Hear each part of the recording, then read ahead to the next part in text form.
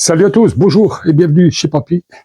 Et bon retour chez lui, dans son humble demeure, après plus d'1 mois d'inactivité, même si tu as déjà vu des vidéos avant. Ici, je voudrais te montrer 2 petites choses que j'ai dans ma main et quelque chose qui se trouve derrière toi. Surtout, ne bouge pas.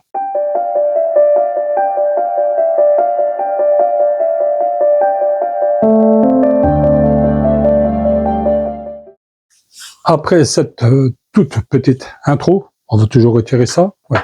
Après cette toute petite intro, ma femme m'a offert 2 petites choses. Donc, ce qui veut dire que nous avons des vis. Les vis, il y en a 600. C'est pas de chance pour toi, c'est encore du Parkside. Ben oui. Ce sont des vis pour le bois en général, il fait marquer aggloméré, et ce sont des 40 par 30. 40 par 30. Si j'arrive à retrouver le lien, je te le mettrai en bas. Pas cher. Et j'ai même sa petite sœur. Hein? C'est déjà pas mal.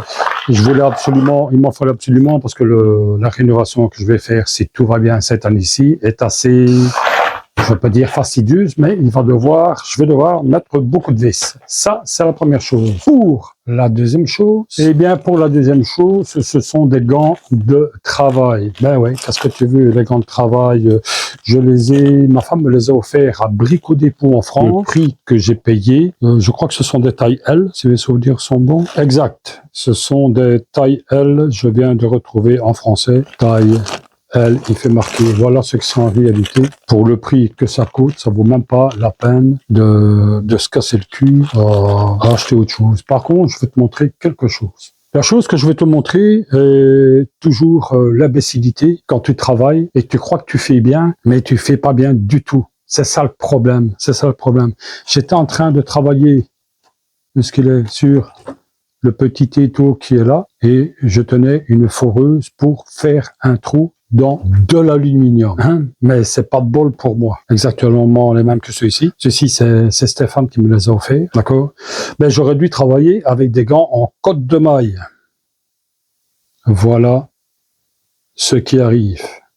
Donc j'étais en train de tenir la pièce comme ça. Je perçais dans ce sens-là. Au moment où j'ai forcé un petit peu, la mèche s'est cassée et le reste de la mèche qui était dans la foreuse a piqué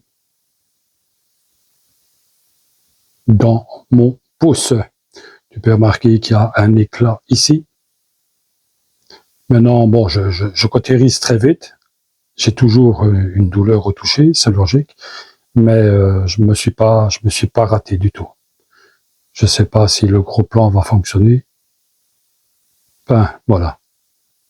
Tu vois? Ça, c'est quand on fait le Tarzan, le King. Eh ouais.